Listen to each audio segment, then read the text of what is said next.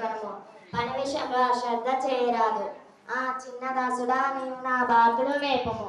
ఈ బాతులంటే నాకు చాలా ఇష్టం. జాగ్రత్త సుమి. నేను పొలం పని నమ్మకంగా చేయాలి. ఏంటి బాతులు మొత్తం నాశనం చేస్తున్నాయి?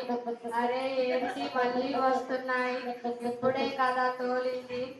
అరే ఏంటి ఈ బాతు చనిపోయినట్టుగా ఉంది. ఎలా ఇప్పుడు ఈ విషయం యజమానికి తెలిస్తే కఠినంగా శిక్షిస్తాడు. సరే, దీన్ని ఎవ్వరు చూడకుండా మట్టిలో కప్పెడతా. ఒరే దుర్మార్గుడా, బంగారం లాంటి బాతును చంపేశావు కదా. నేను పోయి ఇప్పుడు యజమాని చెప్తావు. అంత పని చేయకురా, దండం పెడతాను. ప్లీజ్ చెప్పకురా. యజమానికి తెలిస్తే శిక్షిస్తాడురా. అవునా, సరే అయితే నేను చెప్పినట్టు చేయాలి. అదిగో బాతులన్నీ అటు పోతున్నాయి, తోలుకొని రాపో. అరే బాతులు మేపే డ్యూటీ నీది కదరా. అవునా, సరే అయితే పోయి పెద్ద ఆయనకి చెప్తా. అరే అంత పని చేయకురా, ఇదిగో పోయి తోలుకొని వస్తాను. అరే పని చేసి చేసి అలసిపోయాను. కొంచెం చేతులు పట్టదా, లేకపోతే తెలుసుగా. వస్తున్నారా? రాయిందిరా అయ్యగారు అను.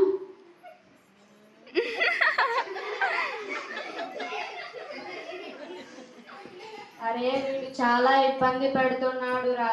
వీడి బాధ తట్టుకోలేకపోతున్నాను. నేను యజమాని దగ్గరకు వెళ్ళి నేను చేసిన తప్పును ఒప్పుకుంటాను. నేను చేసిన తప్పుకు శిక్ష అనుభవిస్తాను. ఏంది పెద్దదాసుడా, ఇలా వచ్చా? అయ్యా, మీతో ఒక విషయం చెప్పాలి అయ్యగారు. చెప్పు, ఏం చెప్పాలి? అయ్యా, నేను 2 రోజుల క్రితం పొలం పని చేస్తున్నప్పుడు బాతులు వచ్చి పొలంను భంగం చేస్తున్నాయి అని చెప్పి తరిమే సమయంలో ఆ బాతు చనిపోయింది అయ్యగారు. ఈ విషయం మీతో చెబితే శిక్షిస్తారని చెప్పలేదు. అయినా ఈ విషయం మీ దగ్గర ఒప్పుకుంటున్నాను. సరే, నీవు చేసిన తప్పు నా యొద్ద ఒప్పుకున్నావు కనుక నీకు శిక్ష ఇటు రారా, కాళ్ళ నొప్పులు వస్తున్నాయి, కాళ్ళు వస్తాయి. నేను రానురా, ఏం చేస్తావు? రావా, అది కాక ఏం చేస్తావు అన్నావు. మర్చిపోయావు, నువ్వు చేసిన తప్పు యజమాని చెప్పమంటావా? ఈ రోజు ఉదయం నేను యజమాని దగ్గరకు వెళ్ళి నేను చేసిన తప్పును ఒప్పుకున్నాను, క్షమాపణ కోరాను. ఆయన నన్ను క్షమించారు. నేను ఇక మీదట నీకు దాసుడిగా ఉండవలసిన అవసరం లేదు.